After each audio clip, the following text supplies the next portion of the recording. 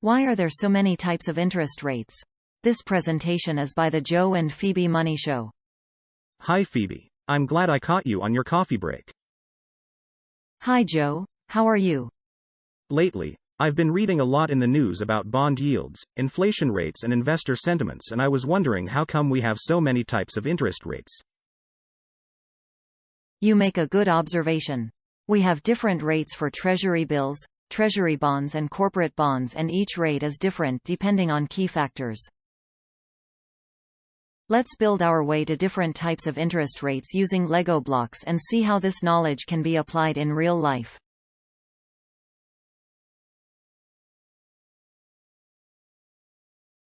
In this formula, P is the price of the financial asset. CF is the cash flow at time t, where t ranges from 1 to n. N is the maturity of the asset, and R is the appropriate discount rate. This is essentially the formula we use while building a discounted cash flow model. We can use this to price a financial asset. Today, we'll look at the bond market and its different fixed income instruments. We are going to start with a simple one cash flow period. Here, the rate, R, can be broken down into two components. RR is the real rate of interest and IP is the inflation premium. Together, these two can help you price treasury bills. The longest treasury bill is 12 months. Now, when we have multiple cash flow periods, we will need to add another component, which is the maturity premium, MP. When we put these three components together, we are pricing a treasury bond. The longest bond is 30 years to maturity. When we lend money to the government for a longer period, we must expect an additional payment due to the added risk from holding the security longer. So, with MP, the overall R will now be higher.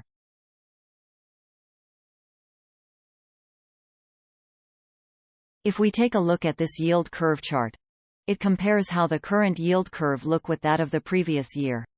Notice how there is very little maturity premium in the blue part, and how it increases in the red part. Is the shape of the curve always like this? No.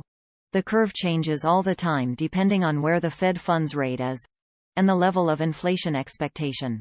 This will be a story for another time. Let's add another component, the default risk premium, DP. Together, these four components help us price a corporate bond. Here the chart shows corporate credit spreads between investment-grade and high-yield bonds. The corporate spread is the difference between the corporate bond yield and the treasury bond yield. Notice how the spread widens during a crisis.